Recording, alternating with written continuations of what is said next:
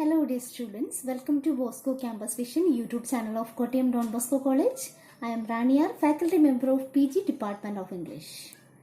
In today's class, I am here with the paper 20th Century Malayalam Literature in English Translation, which is a core paper for semester 3 BA English students under Kerala University.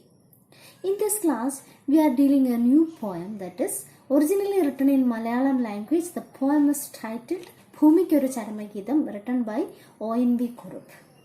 Since the paper titled 20th Century Malayalam Literature in English Translation, here we are discussing the translated version of the poem A Requiem to Mother Earth, and it is translated by S. Velayudhan.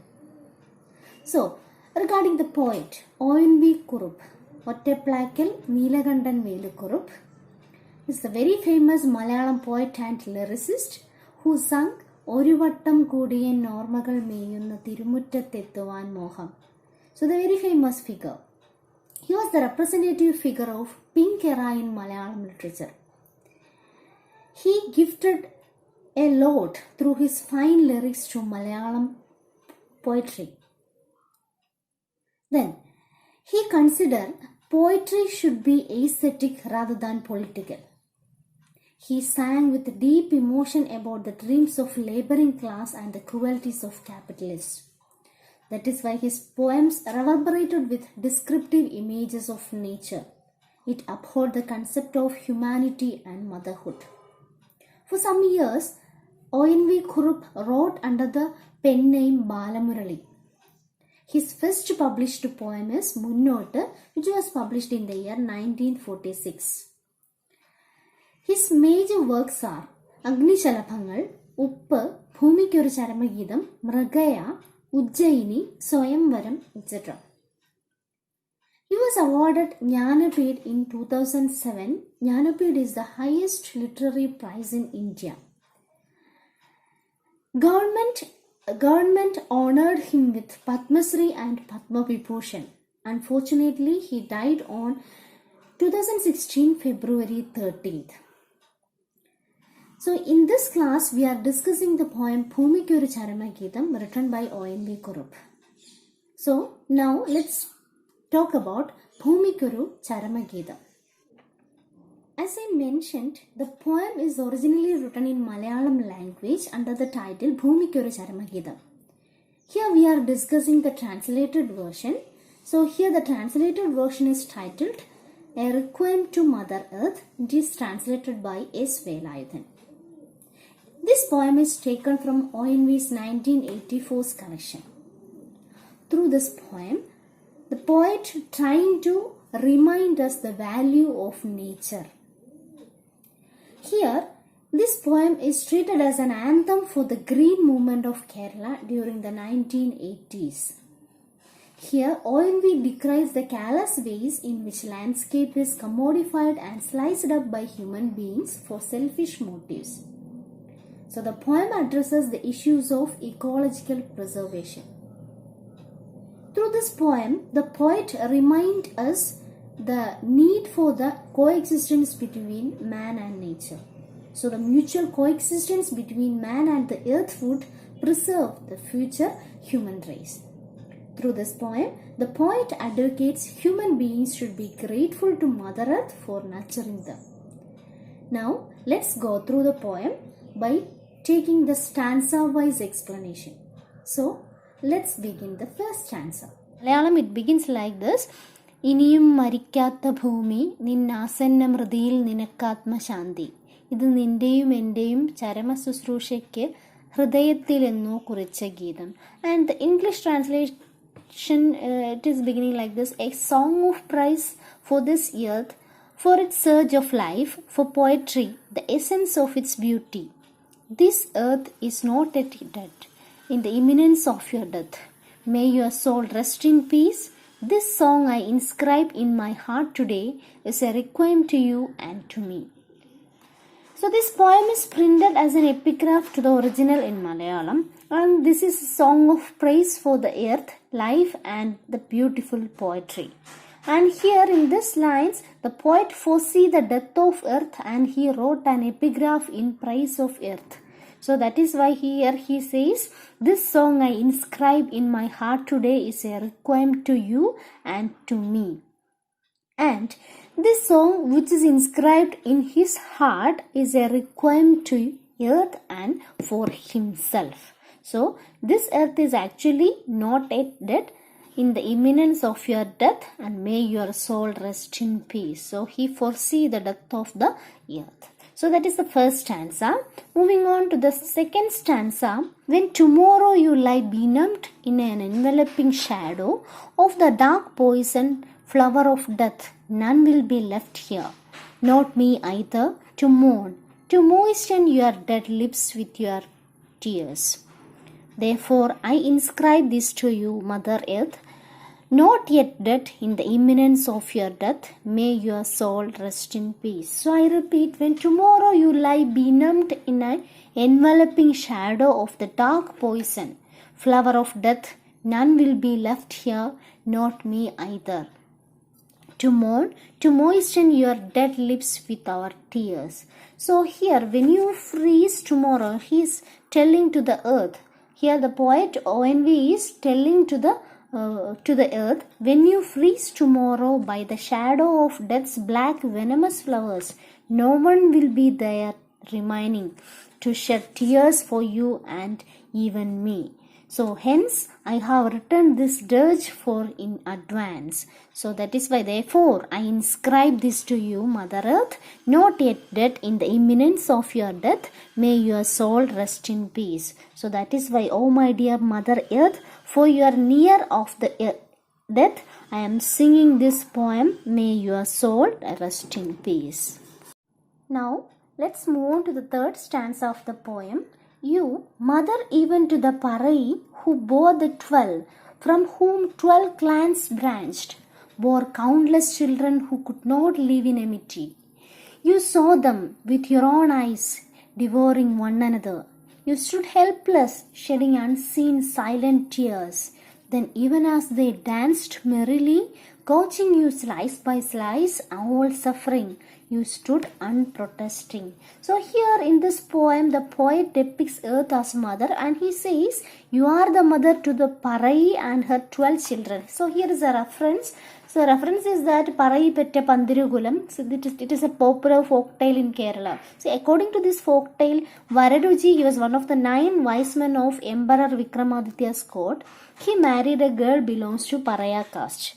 And these couples set out for a pilgrimage, and on the way they blessed with 12 children. So here the reference is about that Parai. So here the poet says, you are mother of mothers and have lots of quarrelsome children. So you mother even to the Parai who bore the 12. So you are the mother of mothers, and from whom 12 clans branched, from Parai 12 clans branched, bore countless children who could not live in amity. So for this, like Parai, this Mother Earth is also like she bore countless children who could not live in amity. And you saw them with your own eyes, devouring one another. You stood helpless, shedding unseen silent tears. So this one child hates the other and even kills and eats other. So these children are quarrelsome children, they are fighting each other. So at that time you were just silent spectator to all the misdeeds of these children. And he again says, then even as they danced merrily, gorging you slice by slice, all suffering you stood unprotesting. And they also, these children also started eating you slice by slice, and you were a helpless observer at that time. So that is the explanation of the third stanza. In the fourth stanza, the poet says, parting your soft green mantle, you suckled them at your breasts as they grew. They discovered a strange thirst, their last, a thirst for blood of your sacred heart. O mother, favorite bride of the sun, you lost even the bridal finery he gave you. They tore it to shreds. They clawed at your bare body. They feasted on the gushing blood, The rhythm of death resounds everywhere as they swirl in their frenzied dance. So here ONV points out that the human beings are not affectionate to Mother Earth. And he described that Mother Earth have fed the human beings with her own milk by removing the greenery dress. So that greenery dress, it was the sun gave his favorite bride. So even after drinking her milk, humans were not able to quench their thirst. So here, parting your soft green mantle, you suckled them at your breast. As they grew, they discovered a strange thirst, their last thirst, a thirst for blood. So what these children are doing, these human beings, what they are doing, and he described that the Mother Earth offered the human beings with their own milk by removing her greenery dress. And actually, who gave that greenery dress and embellishment? It is the sun gave his favorite bride. Yes, here he says that they clawed at your bare body, they feasted on the gushing blood.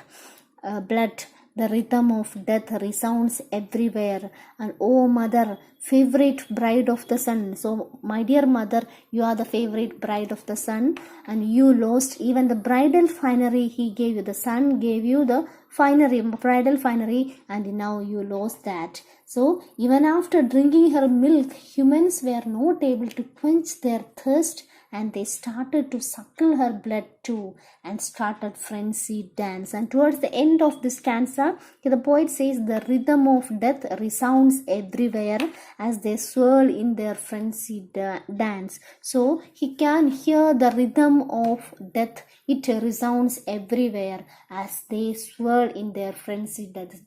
The children of this earth, that means human beings, they are swirled in their frenzied dance.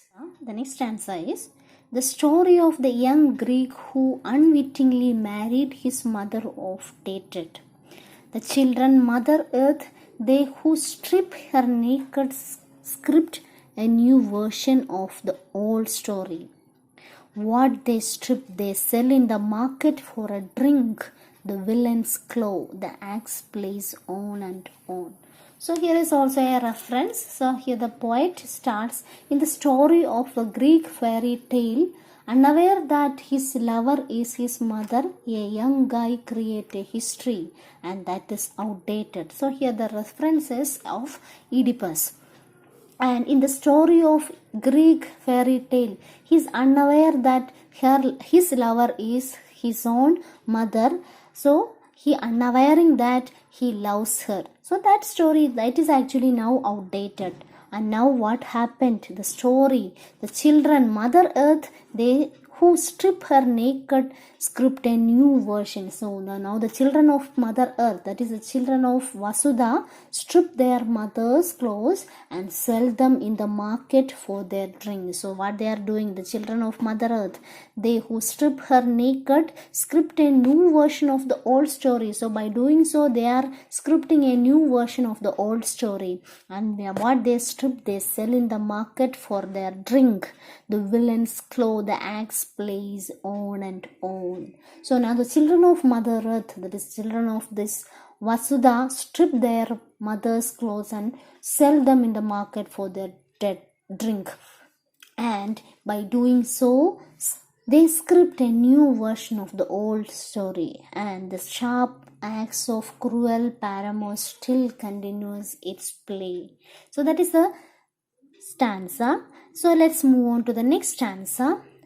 Here in the sixth stanza, the eyes of the blazing sun shoot rays of fiery fury. June clouds hunt for drinking water. December nights hunt for cold. April dawns hunt for a tiny flower. Sylvan rivers hunt for swirling currents. The rhythm of creation is shattered. The wheels of the chariot of life are stuck on their course. Your sweet memories are all I have till the last stretch of sense remain in me. I, who took shape from you and from you took life. So here the poet described the changes of earth. So by doing these things, by doing her children these things, what happened? The earth has changed. So what are the changes? So the eyes of the blazing sun shoot ray of fiery fury. So the blazing eyes of the sun showered fire. And what happened next? June clouds hunt for drinking water. The clouds in June, it search for drinking water. And December nights hunt for cold. Nights of December, that means in autumn season, they search for cool climate.